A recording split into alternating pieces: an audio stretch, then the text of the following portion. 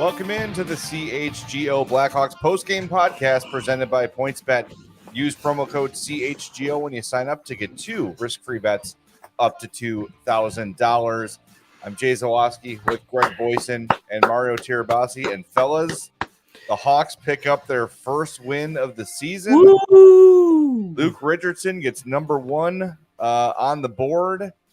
And boy, that was a weird first period. I know we're going to get to it all. It was a weird game. That was a weird game. Hawks win 5-2. 3-point nights from Sam Lafferty, who had a pair of shorthanded goals. 3 points from Jason Dickinson, who is playing his first game as a Blackhawk. And I thought it was funny that Voster said this on or maybe it was Sharpie said it on the broadcast. If I told you the Hawks were going to score 5 goals and Patrick Kane would not have a point, would you believe me? But that is the case. Just a crazy game. And let's get into it, fellas, because look, we might not have a lot of wins to celebrate. So I'm seeing a lot of people in the chat that are like sort of conflicted. They're not going to go 0-82. No. Hey, listen, they're 1-2. If they go 1-2 out of every 3 games, that's good enough for 54 points. Yeah, that's good enough for the worst record in the league. That'll flirt with it, yeah. Yeah, though these San Jose Sharks, holy crap, are they bad at hockey? We did not mention them much when talking about the teams that are going to be threats for Connor Bedard. They're freaking terrible. They're not good.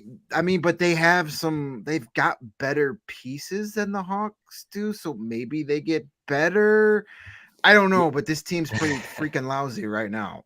Yeah. Well, they're bad, and their like good parts are like in their prime. So, it's not not a good recipe for the Sharks. But if you guys in the CHGO Blackhawks faithful will remember back to Thursday night, aka Friday morning's post game show, I remember saying, hey, if they, continue to put out the efforts that they did against Vegas and against Colorado, 2 teams that are vastly superior to the Blackhawks, we might be talking about a win on Saturday night. And lo and behold, here we are with a win in maybe the most unique win we'll see all season, where Sam Lafferty scores twice shorthanded, and both he and Jason Dickinson have their second ever career 3-point nights. Wild. Just wild. Statistically wild. By the way, is Jason Dickinson Sam Lafferty 2.0? I don't know. You trade a passenger, you get him back, and he immediately contributes. And by the way, you also got a 2nd-round pick for taking on what amounts to less than $1.5 million. Kyle Davidson is out there fleecing teams right now. I mean, fleece. It's the overreaction show. Both of those guys that we mentioned, he gave up Alex Nylander to get. Yeah, I mean, Sam Lafferty, you could have got me a used hockey bag for Alex Nylander, and I would have thought we fleeced the Penguins. But so far, Dickinson not so bad. Hey, greatest number 17 in Blackhawks history. Is it too early to declare that? He's on pace for 240 points this year, guys. That's right, my friend. Look out! That's Hall of Fame material right there. I also do remember that conversation after the Vegas game, and I started to go, because we all said, hey, if they beat the Sharks, it's going to be considered a good road trip. When you think about how well they played those first 2 games, despite the outcomes.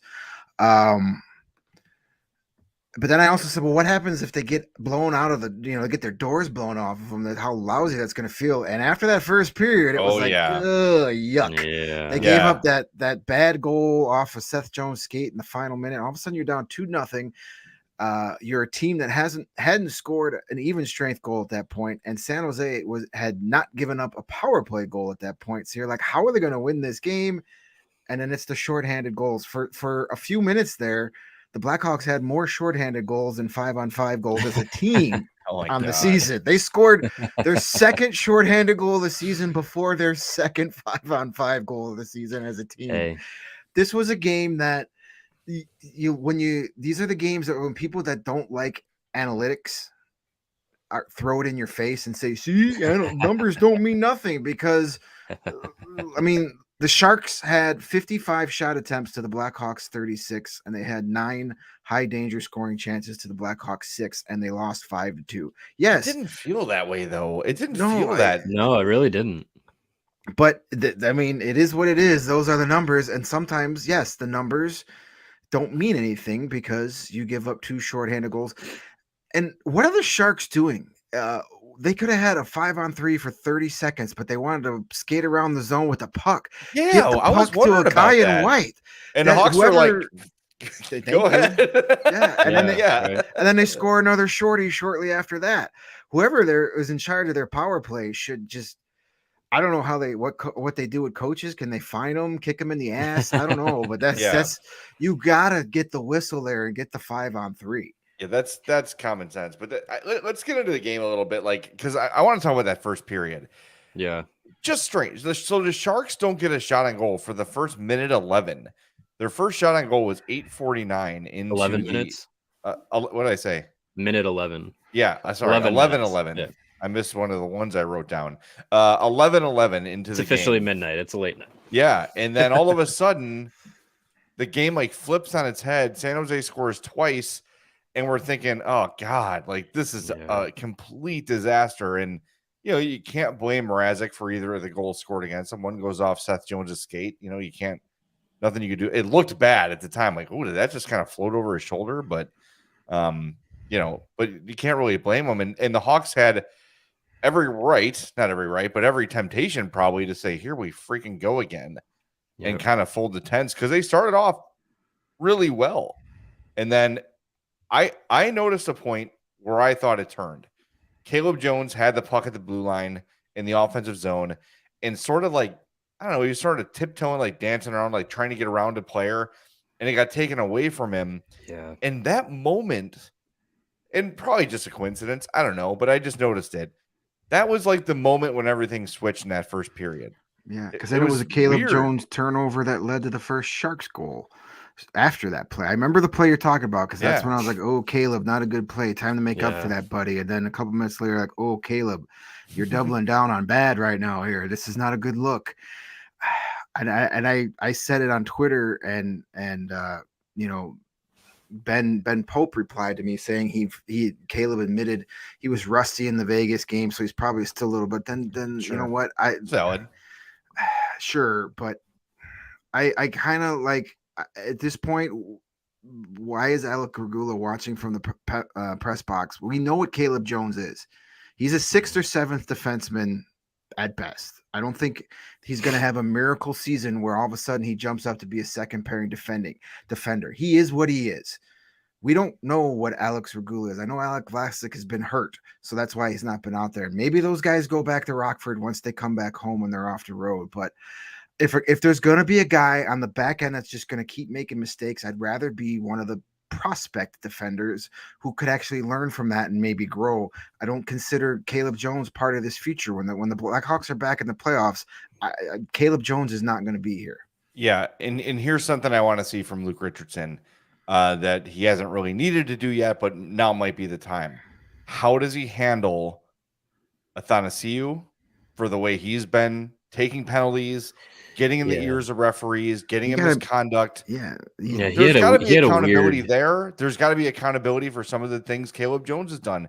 And yes, I understand that he's rusty and all those things, but rust doesn't make you make dumb decisions, right? That's a decision's a decision. He should be pretty well rested mentally, right? So I want to see. I'm not saying he needs to go off on these guys in the media or whatever, but maybe Andreas Athanasiou is not playing with Patrick Kane in the next game. Or maybe he misses the first power play or two or something like that. Some sort of message needs to be sent to these guys, because, look, we know it's a tank season. We know it's a rebuild. We know ultimately points don't matter. But you can't just have guys out there just going rogue, which is what Athanasiou is doing, and hurting the team. There's got to be a consequence for that. And I suspect there will be. I don't think he's going to do anything public, but I think if we watch closely next game, which is until Thursday, there might be some ice time cuts or line changes or things like that for Athanasiou, because for the last 2 games he's been doing nothing but complaining to the refs. Yeah, he's been a disappointment so far out of his first 3 games. This is a guy that we knew what we were getting. Not a superstar, but a guy that could be a difference maker, and he's being a difference maker in the wrong way. Yeah. And this is a guy that you signed to trade. You signed to give him top line minutes so you could hopefully get some top line production and flip him for a decent return. You're not getting any of that right now. You're getting a big old crybaby out there that's hurting your team, and it's got to change. Yeah, weird way he handled himself today in tonight's game. So yeah, I don't definitely does not seem like Luke Richardson is someone to air out anything in public that would stay in the locker room as far as like reprimanding a player or anything like that, or any kind of consequence that he would levy for poor play, poor decision making, anything like that. But yeah, I do think, Caleb Jones, if it's rust, get it out during practice and let a guy like Regula play. And in fantasy, I mean, yeah, like you put him down a line or two. But then are you, who are you promoting? Phil Kurashev. That would be nice. Absolutely. Yeah. Yep. I think he has earned it. We talked about it the other day. Lazarus wrote about it this weekend, stole it from us, clearly. Yeah. By the way, Lazarus confirmed it is Dicky for Jason Dickinson. That is the nickname. So we can go with that for we can wear Dickies on our Christmas show. See? Look at us thinking ahead. But he'll have 45 goals by then. Yeah, but I think it's time to give it, even without Athanasiou's antics or whatever you want to call them. I think Kurashev has earned a look with either Taves or Domi and Kane. I just like the way he's playing. He's playing like he's got something to prove. Yeah, skating hard, getting into those tough areas that I wouldn't say he avoided them last year, but kind of didn't really know how to maneuver in them last year. I think it feels like he's gained some confidence. I don't know. I'm sure he's gotten stronger, gotten faster, and is probably feeling a little more confident in his ability to succeed in those areas. So yeah, I think I'm ready to see him with a higher role, because you can't just put Athanasiou out there again and say, hey, never mind the misconduct and the 2 stupid penalties you took. Right. Here you go, back on the first line. I think you've got to set a culture. It's the biggest thing they're trying to do, and you can't just let it float because he's a higher paid player. That will not jive. Yeah, that's the terminology that Richardson has got to focus on, is setting the culture of the locker room and what he's going to expect from his players. And you can't just let some of those things slide, even though it is a tank season. He's expressed he's operating trying to win games. As much as Kyle Davidson has given him the cards to lose games, he's going to try and still win them. So I think Kurashev would do well at this point playing with a guy like Patrick Kane. And we said about it with Lucas Reichel. I say about it with Kurashev. You're very likely not going to have Patrick Kane the entire season. So don't, some of these players that could benefit from playing with him, learning from him, on the ice and being a line mate, give those young guys that opportunity before it's too late. We've got a super chat here from CTOD Ghost. Thanks for the super chat. He says, hey guys, I was at the Hurricane Sharks game last night and the Sharks are bad. That is correct. In my Chris Farley voice. What's not bad though is the all teal uniforms. Those are sharp. Oh, love those. I like those a lot. Those might have to become my ultimate team uniforms. If you're gonna be losing, look good while doing it. Yes, that is true. Mo, as we were talking about, Luke Richardson maybe having to, well, not maybe, but definitely should be doing some accountability here. Maybe this is one of those times he lets his veteran leaders maybe police themselves. Sure. Maybe a guy like Jonathan Tays, who Richardson's been praising on the way he's been leading off the ice so far this year. Maybe Taves says something to him, or already did. Or Patrick Kane is like, hey, dude, if you're going to be on my line, I need you on the ice. You can't be getting a 10-minute misconduct, or Tyler Johnson or Jack Johnson or Connor Murphy, any of these veterans. Maybe this is where Richardson maybe whispers in one of those guys' ears and say, hey, maybe it'll be better coming from you than me. Or he doesn't say anything and he just cuts the ice time. That's the message, how you send a message to these guys.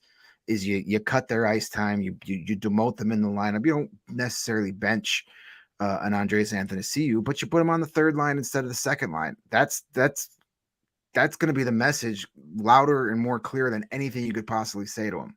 Oh yeah, definitely. And it seems like Richardson really does value communication, as much as that seemed like it might have actually been lip service with the previous head coach. It seems like Richardson actually values that communication level with the players, and we've already seen it where he's allowed, guys like Tays to be the voice in the locker room when needed, and he didn't have to say anything, and I think it's good that he's already kind of feeling out when he needs to be coach, and when he needs to let the players coach them, not coach themselves, but let the players have the reins themselves. So yeah, I think he's already kind of trusting Tays to do that. It seems like Tays has definitely stepped up in his both on and off ice leadership so far to start the season, as much as we thought maybe he's not really invested, doesn't want to be here, all this stuff.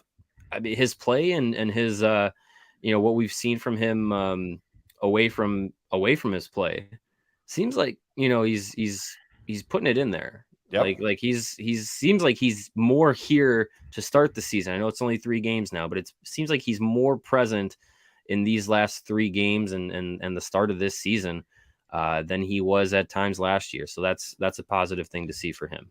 16 minutes on the dot for Taves. Goal, he was a +2, 3 shots, missed shot, a takeaway. I don't remember the last time I saw him win under 50% of his faceoffs, but he won 9 and lost 10. So Jonathan Tays, no, it doesn't happen very often at all. But you're right, and we had some concerns. After watching him in the preseason, he was a complete non-factor, but he's been one of the better Hawks for sure in these first 3 games. So that's a good thing, I think that's a nice segue to, we mentioned it a little bit earlier, how Patrick Kane in a 5-goal game didn't have any points. I don't know. There were whispers about something with his hip. He's been dealing with this mystery ailment for a couple years. He doesn't look right to me. He doesn't look. I'm going to stop short of saying he doesn't look fully engaged, but I don't know. I'm trying not to project anything onto him that might not be there, because we're obviously looking for that, right? That's the storyline all year. But he was kind of a non-factor in his game. Made a couple of nice passes that his inferior line mates couldn't complete, but other than that, it just has not been the same Patrick Kane. You just said it right there. Inferior line mates. That could be part of the problem. There's not a lot of chemistry right now between that line. So, even before, the bad penalties and the misconduct by Anthony Ciu, it could be time to split those guys up anyway, because they're just not producing. Domi had a decent game tonight. I think he had 4 shots on goal. But again, just it's not the difference-making line that you were hoping it's going to be. So maybe it's time. And we said it. We talked about it today. We talked about it after Vegas. For the love of God, give Philip Kurchaev a game there and see what happens. Yeah. What do you got to lose? Or is that line not going to score another goal next game? Oh no, it can only get better. Yeah. I was this close when I was scrolling through the PointsBet app before the game, looking for an intriguing bet tonight, and I was so close to being like, I'm gonna take a flyer on a Patrick Kane under a half point tonight, and I didn't, because I believed he was going to get on the scoreboard, but he that would have ended up being a good bet. Should have taken the Jason Dickinson 3-point night bet. I'm sure that was a plus 1 million odds, but you could have quit. You could have been like, guys, I'm out of here. Cashed out. I'm done.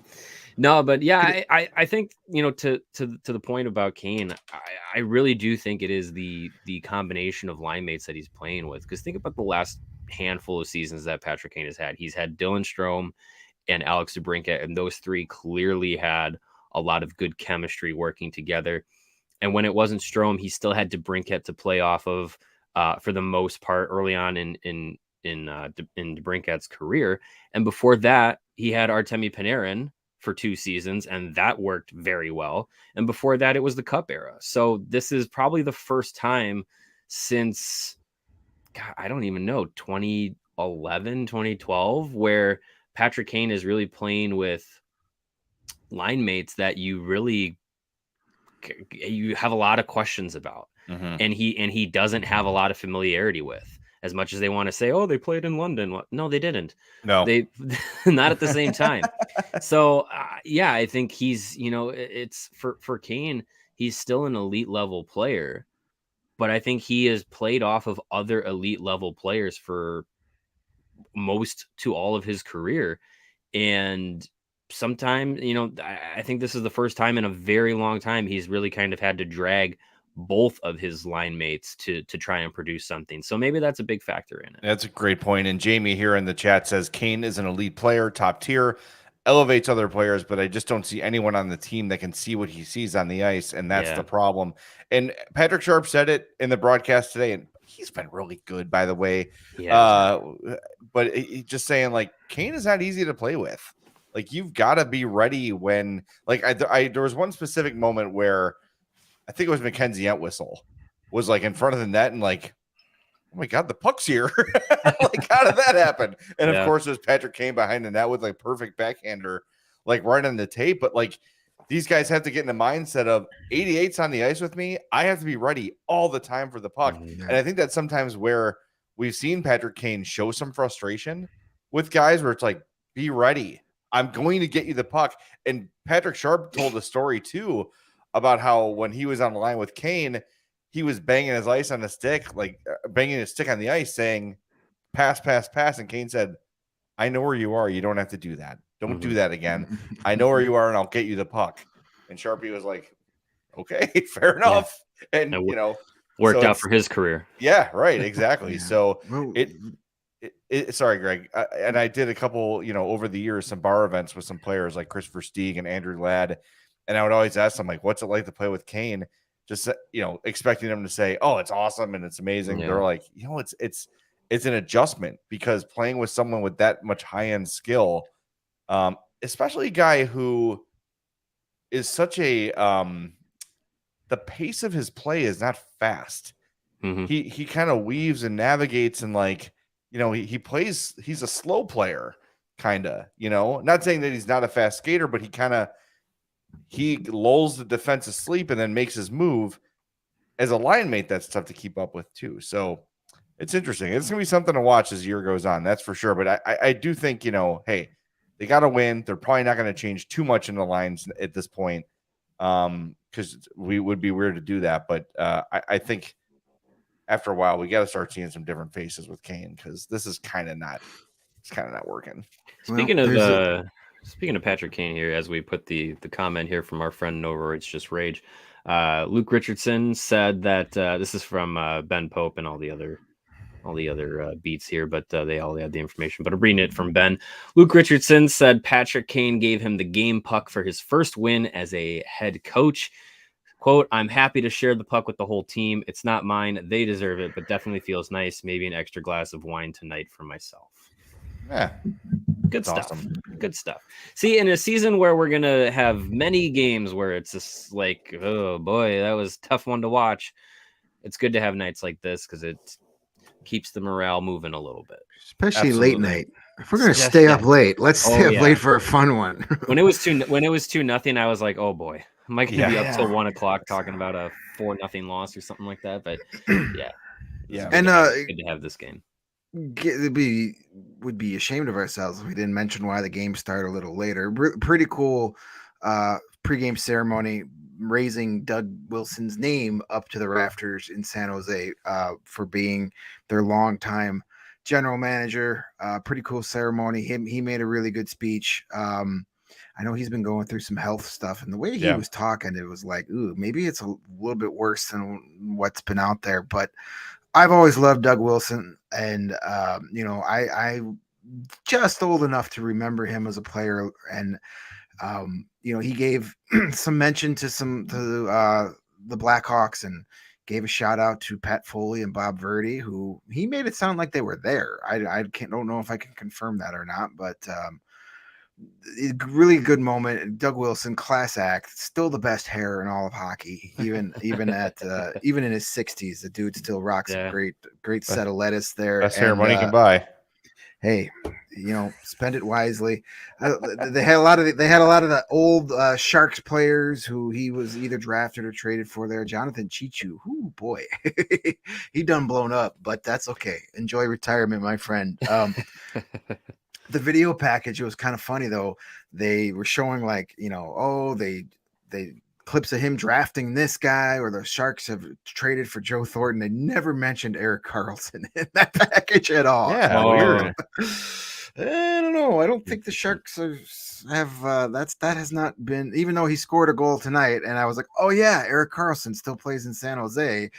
Yeah, I just thought that was kind of funny. But that's what happens. You pay for good past move. performance. Good move for the Sharks, and always like the honors for Doug Wilson, who I have on my Mount Rushmore of Blackhawks defensemen, top 4 all time. Awesome. Got a super chat here from Alton V, a $5 super chat.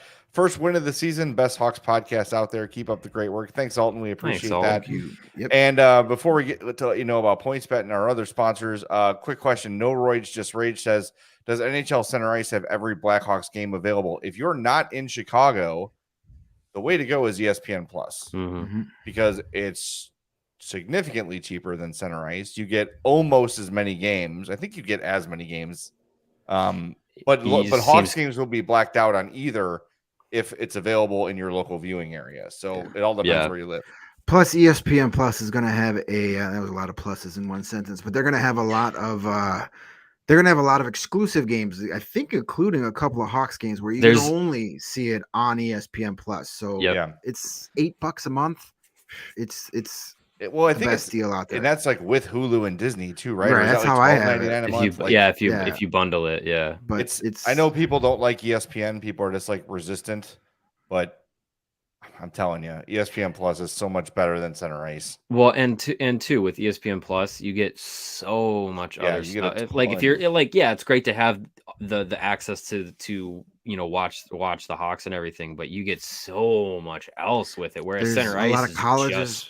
There's a lot of college hockey. There's some European hockey on there as well. Women's hockey. Yep. Tons of hockey. And that doesn't even include, all the college football, college basketball. If you're into that stuff, there's baseball. It's great. It's quickly become my nothing's on. I'm putting on ESPN Plus to find something. Yeah. It's become that for me. All right. Got to let everybody know. You may have noticed tonight, folks, that it's football season.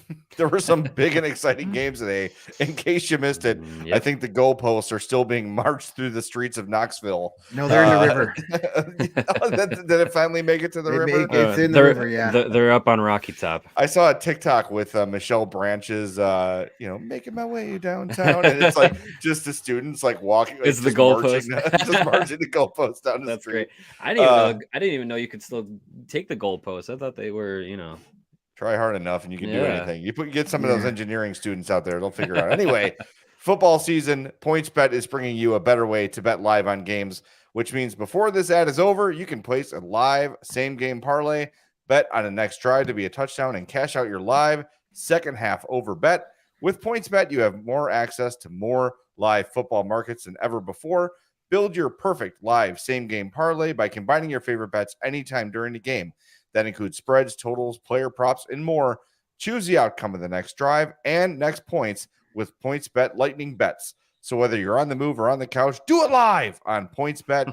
Download the PointsBet app today. Sign up with code CHGO to get your first 2 bets risk-free up to $2,000. And if you or someone you know has a gambling problem and wants help, call 1-800-GAMBLER for crisis counseling and referral services. And if you are an expert bettor, and hopefully you are, and you're winning some big bucks over there on the PointsBet app, you can take that money and head on over to the Game Time app and buy tickets to the hottest sporting events in town, whatever town you're in. You can get tickets for it. You want to go to the Hawks home opener this Friday night against the Detroit Red Wings? You've been wanting to scream Detroit sucks at the top of your lungs in public and not get a dirty look for it. Well, Friday night's your chance. Home opener.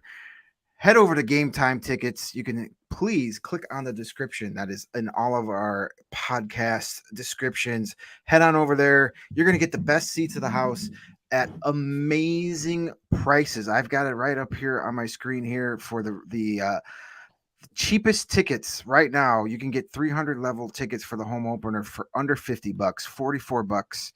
We got tickets going there, so you could save a ton of money. And those are a little higher because it's the first game of the year. There are plenty of other games. I think they have games against the Panthers for under $20. You want to go see Connor McDavid and the Edmonton $18 Oilers to see the Oilers. $18. Yeah, that's a good deal. That's like $1 for maybe every point McDavid's going to get in that game. I mean, it's going to be they're fun. Might be $1 for every goal allowed in that game. They got some goal possibly problems. bet the over in that game. Mm-hmm. So if you love CHGO, and if you didn't, you wouldn't be here watching right now, then you'll love Game Time. It's the best way to support us, and by buying tickets through the link in our description. So join over 15 million people who have downloaded the Game Time app and score the best seats and all your favorite events. And then added bonus, if you buy some tickets on Game Time and then you check another one of the far inferior apps and find tickets for a cheaper price, tell them and they will match it. They will say, nope, we're going to match that price, and they will take care of it for you. So visit our folks at Game Time through the link in the descriptions down below. Hit the like button as you scroll past as well, please. Yeah, do that. And it's a good time to remind people we've got our Bears tailgate coming up November 6th for the game against the Dolphins. You do not need tickets to the game to attend, but if you want them, Game Time's the place to go. But you need tickets to attend our tailgate. Allchgo.com to get your tickets. It includes food, drinks, fun, prizes, all that great stuff. We had our first one a few weeks ago, and I was just absolutely blown away by how amazingly it went for the first time we ever did anything like that. Mm-hmm. Taco trucks and pizza and donuts and hard liquor and beer and water and all the great stuff. And it was just an awesome time. Had about like 200 people out there for it. Had the DJ bumping music. It was good. The DJ was fantastic. People stuff. Joining the party from off the streets, just like scanning that QR code to come in. But jump in that. Come join us. Allchgo.com. Get your tickets to our Bears Dolphins tailgate. It's going to be a great time. There's a couple different ticket options in there. So go in there, check it out. One includes free parking, which is, well, it doesn't include free parking. It includes parking. And that's, you free. Park right in the lot with us. It's outstanding. It's free if you pay for it. It's free if you pay for it. Exactly. Yeah. Yep. There you go. Awesome stuff. Yeah, and quick question from the chat from Lebowski 5. Yes, that is a Jonathan Taves North Dakota jersey over me. There it is. Why is it so hard to do? I don't know. I was trying to point in my fridge during the I'm Fat podcast. I did that today, and I'm like, I can't. There it is. I don't know how meteorologists do it. That's what they go to school for, not predicting the weather, but how to point opposite. Yes. It is a Taves UND. It's actually the old Sioux logo. Now you can't really find those anymore, but that's a very observant observation. Another one I want to thank Bex for correcting me. It was not Michelle Branch. It was Vanessa Carlton who sang. I actually love that song. That common song, mistake. That slaps, as the kids say. That song is very dab. Oh yeah, it's just great. Is there much of a difference between those two? Though? I don't know. No. Like if they both walked in my house, I'd be like, "You're." You said Michelle Branch. I knew the song you meant, and I was like, "Yeah, that's probably Michelle Branch." You could have said Vanessa Carlton. I'd be like, "Yeah, that's probably a Vanessa Carlton song." I do the exact same thing. Yeah. Well, thank you, Bex. We appreciate that. Yeah. That's good stuff. We always need corrections, folks. Yes, absolutely, especially when it's 12:30 in the morning. Yeah, and by the way, we got thank you everybody for being here with us. I know it's fun. It's Saturday night. Hawks get their first win of the year. People were up watching football and said, "Hey, put the damn Hawks on," and it was a good night to watch it. So thanks everybody for being with us. Greg already said it, but if you haven't yet, please hit that like button on the YouTube video. It takes 2 seconds, literally just boop, right there. Just click that. That helps us out big time. And if you're listening on your proper podcast app, whatever it is, Spotify, Apple Pods, whatever, make sure you subscribe there. Turn those notifications on so you know when new episodes drop. And 5-star reviews go a long, long way as well. So whatever you can do, we appreciate it. It's a nice, free way to help us grow the brand a little. There it is. Oh my God. What? You I was okay? doing my other podcast earlier, and there was a centipede on my ceiling. Oh, And the whole show I was like watching it, and then sure enough, it like went away. And I said, "Where did it go?" It literally just crawled from under the computer I'm sitting in front of, and then ran across the table right in front of me. no. Yeah. Uh-uh. Yep. That's why I lost Oh. it, man. Anyway, Nope. we should get to our 4 stars of the game so I can Yeah. get the hell out of here. just real quick before we do that, a Oh. couple of people have been asking about Frank Nazar. Yes. He's unfortunately injured and going to be out a couple of months. I don't know, Mario, have you seen anything more detailed than that? No, nothing more detailed than that. But yeah, he hasn't been playing for Michigan yet, and it looks like it will be a while before he does, unfortunately. Which stinks because we're going to go out there for that November 11th game in Indiana against Notre Dame, and we were hoping to see him play. That probably won't happen, but hopefully he's still makes the trip, and we can still chat with him. We won't ask him to juggle this time because he might not be medically cleared for that, but probably not. But yeah, if he's available to talk, we'd love to talk with him, kind of see how, obviously not the way his season would have wanted to start, but just to kind of see where he's at, how his college experience has been going. But yeah, we're going to be out at that game, Michigan and Notre Dame in South Bend. We'll see Ryder Rolston and Landon Slagert, Blackhawks prospects, playing for the Irish, and potential Blackhawks prospect Adam Fantilli also playing in that game for Michigan. So yeah, we'll be out there. But yeah, unfortunate news for Nazar. I know the three of us were very excited to see how he got his college season started, but looks like that will be delayed significantly. Yeah, and no Roy's Just Ray says I really wanted to see him play with Adam Fantilli. Man, that still may happen for years to come. We don't know. Yeah, could be next year. Who knows? Yeah, probably not. Well, if you're going to that game, still go because we're going and we can hang out a little bit. Yeah. That'll be a good time. All right, let's do our 4 stars of the night. Yes, if you want to. Am I starting things off again? All right, fine. Well, we should list the 3 stars of the night because they were all Blackhawks, right? Yes, 3 stars of the night. We didn't have the whole roster to choose from. Yeah. Number 3, Jack Johnson, who finished the game with an assist, 21-24 of ice time, 2 hits, 4 block shots. So a really nice game for Jack Johnson. Nice. The number 2 star of the game was Jason Dickinson, 1 goal, 2 assists, 3 points, obviously, +1 and only 12:07 of ice time, 2 shots, 2 hits, and also blocked a shot and had a takeaway. Solid game for him.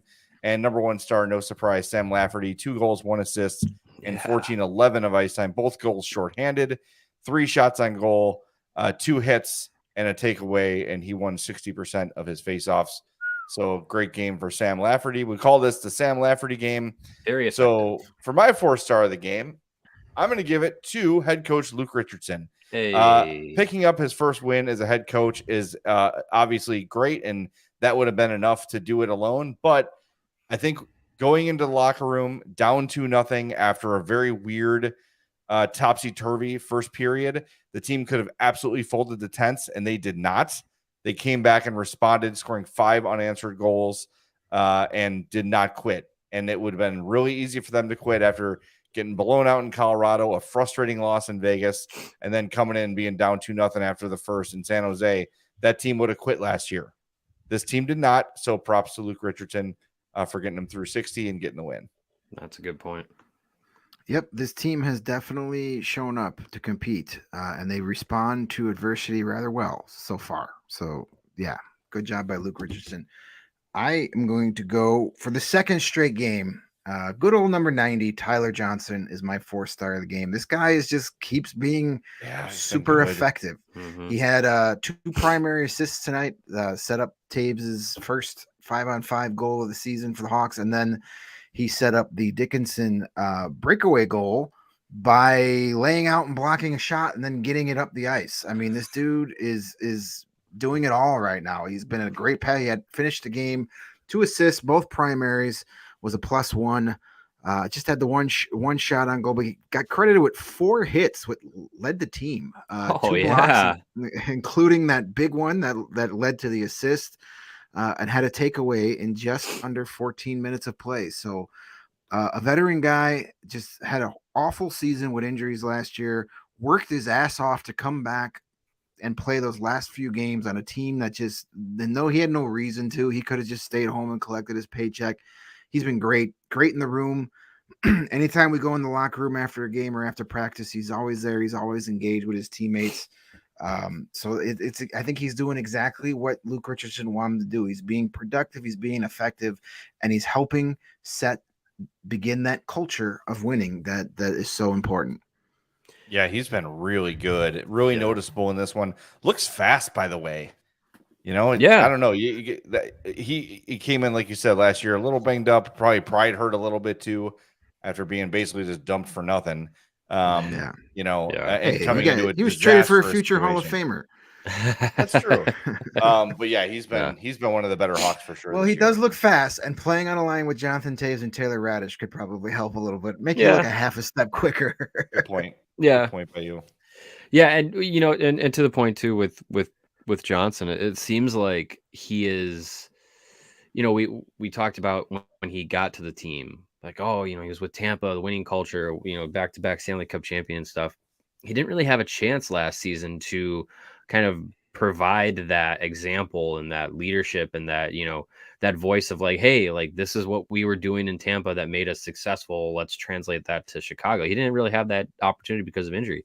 Now it seems like he is kind of instilling that mentality and bringing what I think the organization wanted to see from him in that role as a veteran, as a Cup champion from a recent Stanley Cup contending team. So good for him. Had a great game tonight.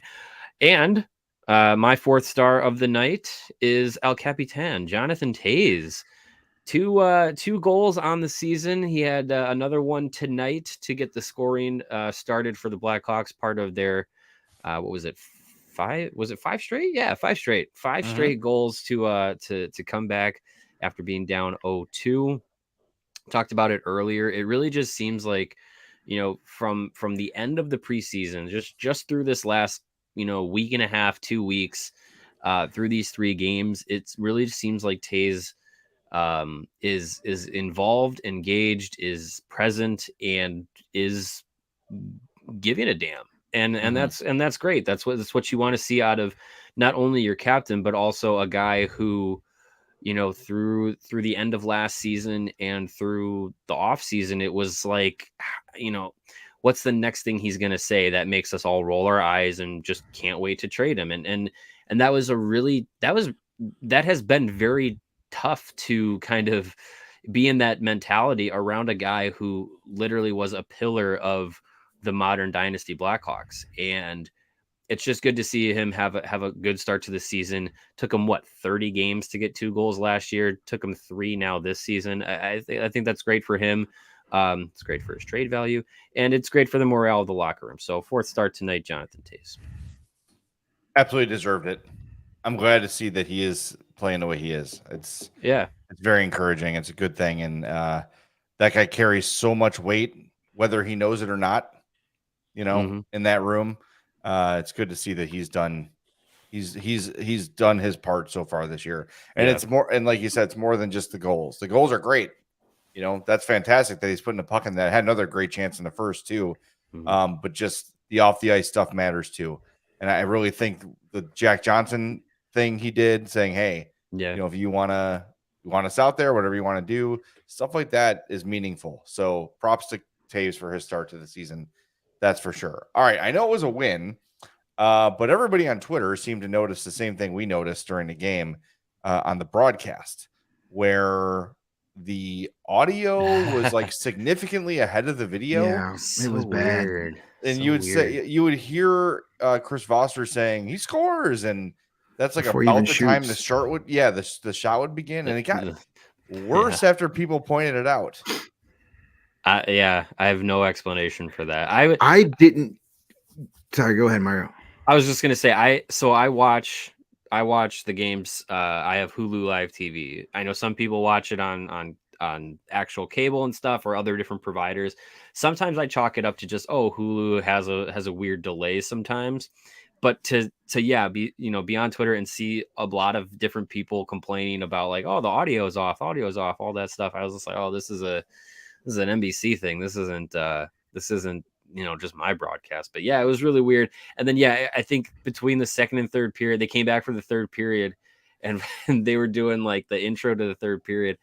And Sharp and Foster's are talking, and it's like a ventriloquist act. Like their mouths are going, but the words weren't matching up. And I was like, oh man, it got worse. I never worked in TV, so I don't know, but like, can it be something you fix? It's all digital. You would think you can do that. Like, I don't know. And I noticed like there were some times last year, or actually started noticing it during the COVID year, where like they'll have a shot of like a close-up shot of a player behind the net, and you'll see him like, look left, right, and then advance the puck. Then they go to the wide shot, right? Like the typical play-by-play shot.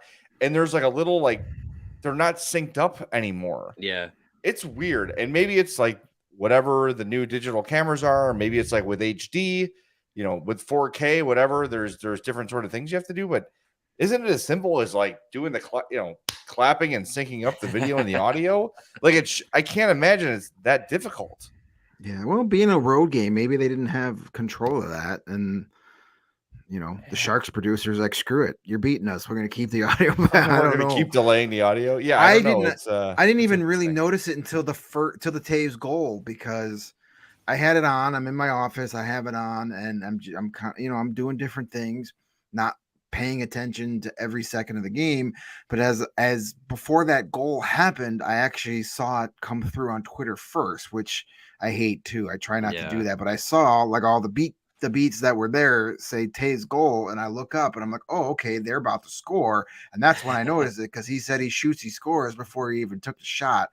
And it did get worse. And then I really started to notice it, because I would hear like the puck hit a stick before a pass was even made. And I'm just like, I can't watch this right now. Like, I actually turned the volume down for the third period to where I could barely hear it, because it was just too distracting.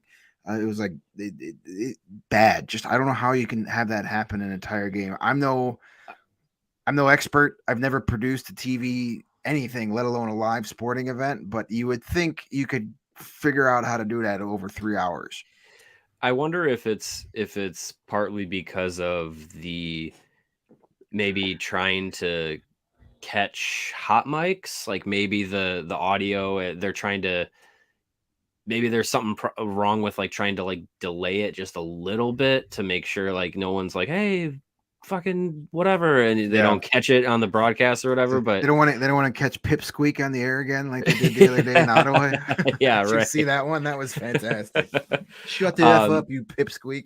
So yeah, I mean, I don't know if that's an issue, but yeah, I mean, it's I've worked behind the scenes TV before, not in an audio or directing role or anything like that, but there's ways that you can quick fix it. I think, to your point, Greg, maybe because it was an away game, maybe it was something that just was out of the production's control, and it was just a flubby thing that the broadcast had to deal with. Yeah, just taking it from the truck, and yeah. It's a shame, because it was, again, you mentioned it earlier, Patrick Sharp, man, I kind of wishing he's here for the whole season. He's been fantastic. Hopefully that becomes a long-term thing. And him and Vosters are getting some good chemistry going, and they're even busting Colby's chops when he's 1,000 miles away. He doesn't even have to be at the side of the rink. I like the whole little thing about who scored that game-winning goal for Boston. I don't know, some guy back in the studio. It was standard definition. I couldn't make out the number. Yeah. Hey, we got a post-game quote here from Luke Richardson. This is from Ben Pope on Twitter. Says Richardson on the first intermission message, quote, I didn't say too much, but just made them realize what went on in the period, that we were moving our legs and then we weren't. The compete level had to rise up, and the veterans took that one step further. We came out and played great. So there you go. That's it. There's your first answer, your first sort of look into dealing with a little bit of a letdown, a little bit of a situation. Now we have to see how the individual mistakes are handled. And I think we will. I'm really interested to see what, if anything, happens with Capitan and CU on Thursday. Yeah, home opener, which is 1,000 years away. Well, I mean, that's a great example of setting of Richardson and the coaching staff kind of setting the tone and communicating like, hey, we gotta, XYZ, get the effort level back up, get the energy back up, get the, keep your legs moving. And then the veterans in the locker room taking it a step further and putting it more into, more ingrained, emphasizing the message. And I don't want to, have just one example be, blown out of proportion or anything, but it's an example of buy-in.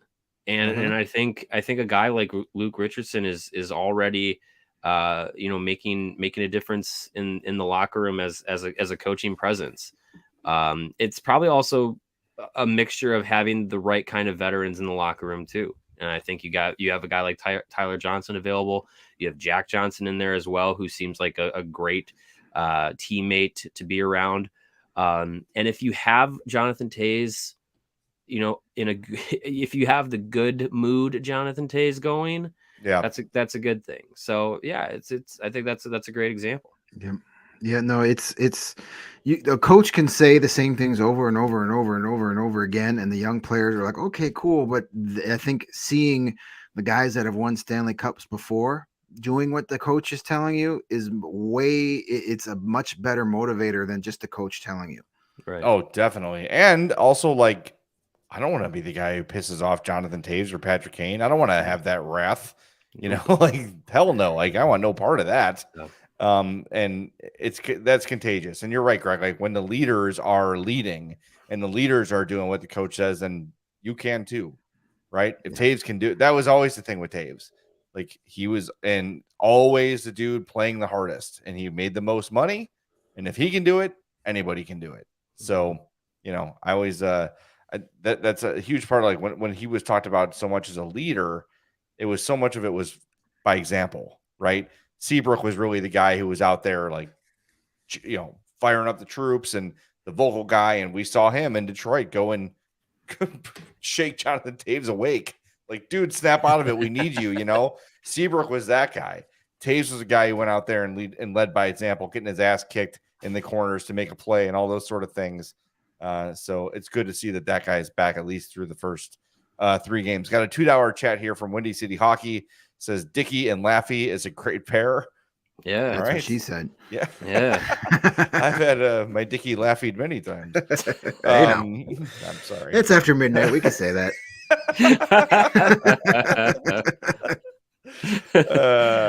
Dickey and Laffy sounds like a mid-90s MTV show. Yeah. Welcome to Dickey and Laffy. Like, it's a bad morning show. Yeah. Morning Zoo.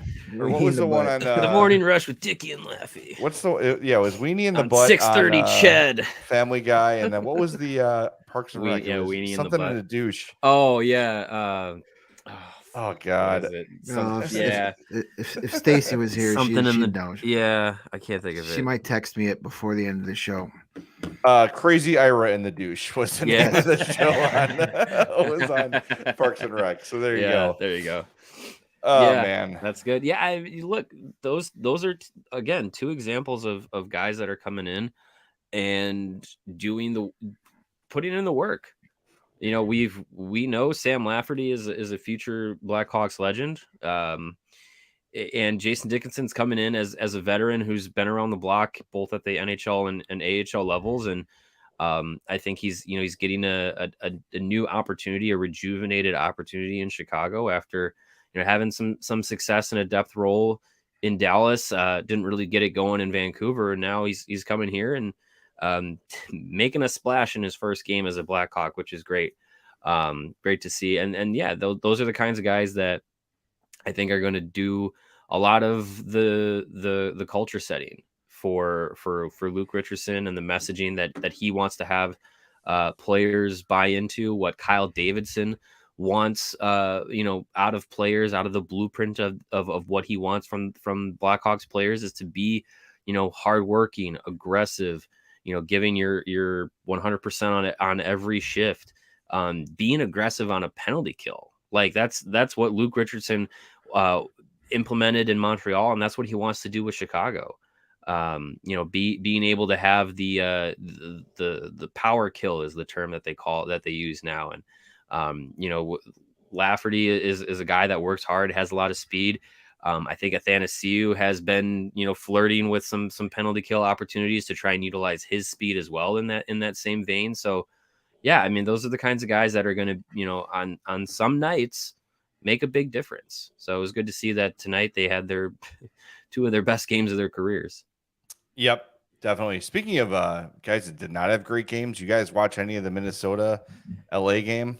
I did not. Yeah, Marc-Andre Fleury. That's back-to-back awful games. He gave up 7 in his first start. He got pulled in the first, let up 4 goals on 14 shots in the first period today.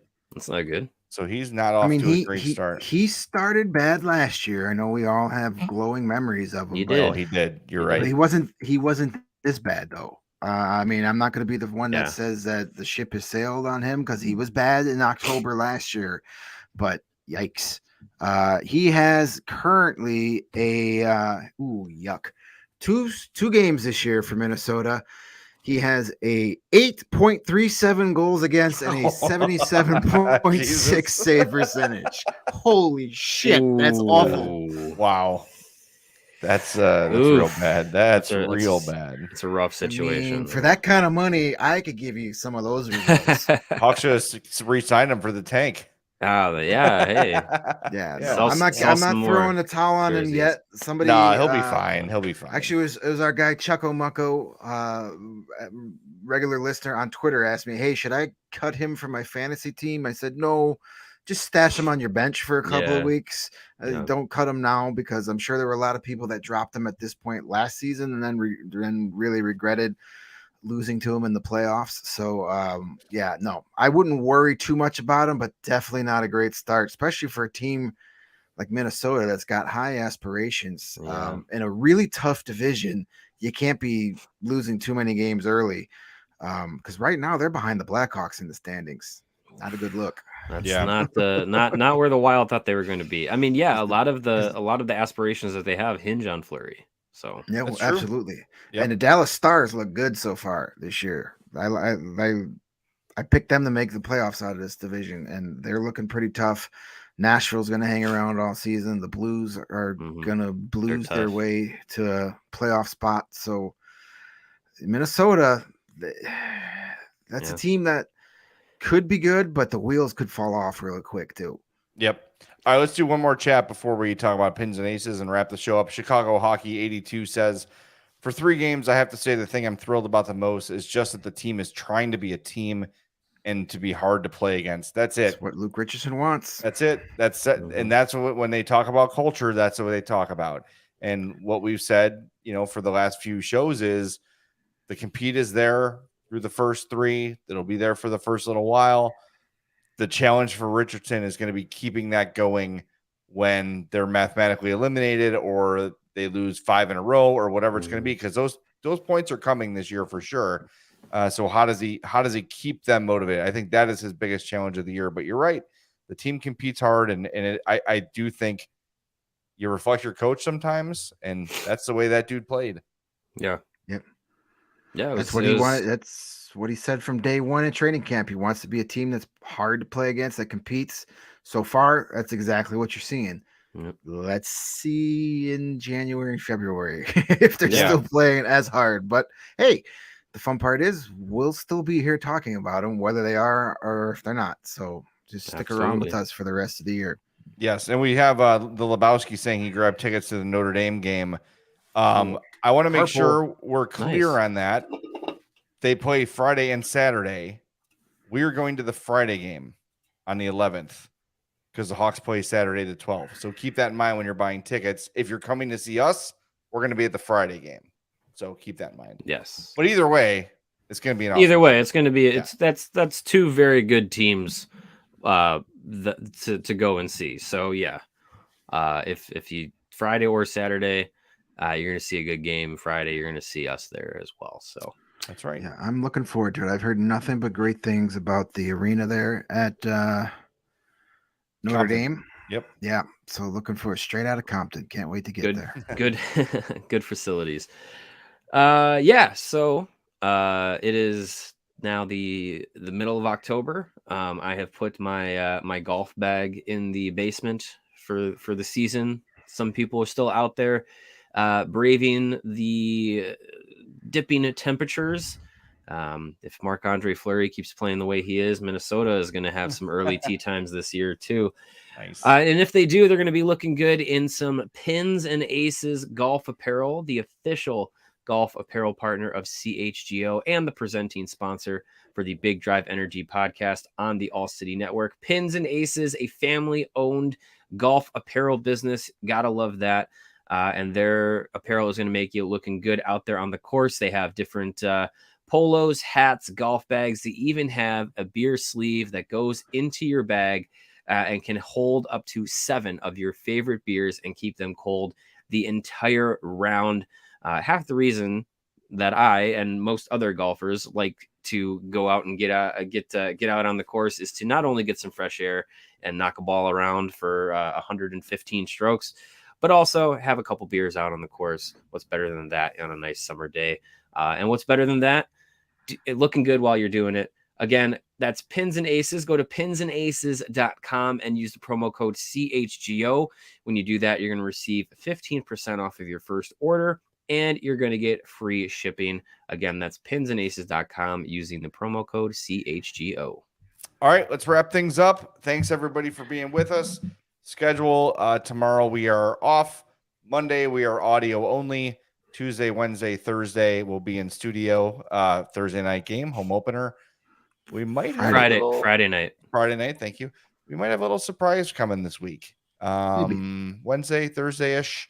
We'll let you know when we know. But some potential really fun, really exciting guest opportunities have been presented to us. We're trying to work through those. So keep an eye on our Twitter accounts. And as soon as we have confirmation, we'll let you know. We found Kim Johnson. Yes, yeah, exactly. We're at CHGO_Blackhawks. All of our Twitter names are on the screen. I'm at Jay Zawaski. Greg's at Greg Boysen, and Mario is at Mario_Tirabassi. One last reminder, hit that like button if you've not already, and become a member at allchgo.com. You get to pick out a free shirt. I know some people have been wanting those double extra large CHGO Blackhawks shirts. They're back in stock. So if you've been holding out for one of those, they're here. Go get them. Become a member of our community at allchgo.com, which is also where you can get tickets to the Bears-Dolphins tailgate on November 6th. So we will talk to you audio only on Monday on the CHGO Blackhawks podcast.